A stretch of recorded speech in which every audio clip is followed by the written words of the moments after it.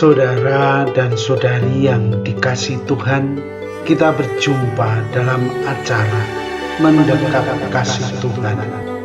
Bersumber pada 1001 renungan inspiratif karya Romo Fran Sales SCY dan sebagai renungan singkat bagi saudara dan saudari yang menderita sakit, baik yang dirawat di rumah sakit maupun di rumah sendiri, dirawat bersama dengan keluarga. Dengan saya, Romo Valentinus Tejantara SCY dari komunitas SCY Provinsi Alat Sukarame, Palembang. Pada hari ini kita ingin merenungkan tema Jangan Cepat Putus Asa. Pada tanggal 20 Mei 2008 yang lalu, terjadi suatu peristiwa yang mengenaskan. Seorang ibu yang sedang hamil di Sumatera Utara tega minum racun maut. Ia tidak sendirian. Ia mengajak kedua anaknya untuk bersama-sama menegak racun rumput. Ketiganya lantas menghembuskan nafas terakhir. Mereka meninggal dunia tanpa didampingi oleh suami dan ayah mereka.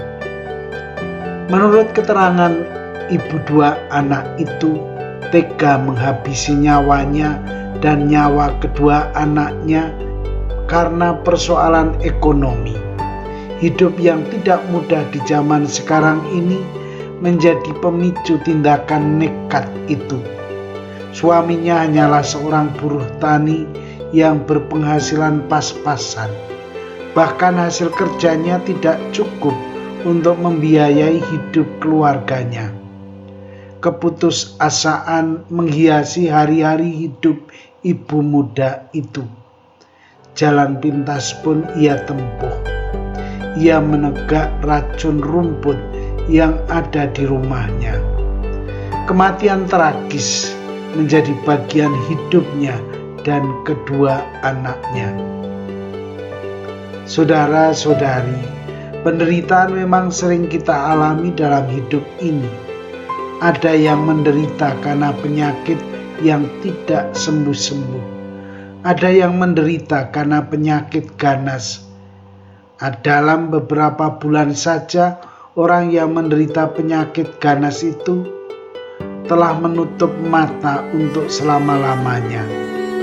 Namun juga sesama yang menderita karena kesulitan ekonomi. Pendapatan yang kecil sering menyebabkan orang menderita dalam hidupnya. Tetapi pertanyaannya, apakah kita mesti menyerah pada penderitaan? Bukankah penderitaan itu adalah bagian dari hidup manusia? Bukankah manusia yang tidak pernah mengalami penderitaan adalah manusia yang semu?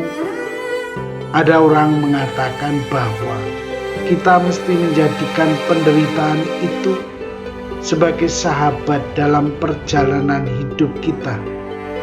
Seorang yang sakit asma misalnya bisa mengalami kebahagiaan dalam hidupnya kalau ia menjadikan sakitnya sebagai sahabat setianya. Ketika penyakitnya itu kumat, ia berusaha sekuat tenaga untuk menenangkannya. Ia berusaha untuk menyembuhkannya. Setiap kita akan mengalami penderitaan, entah sekecil apapun.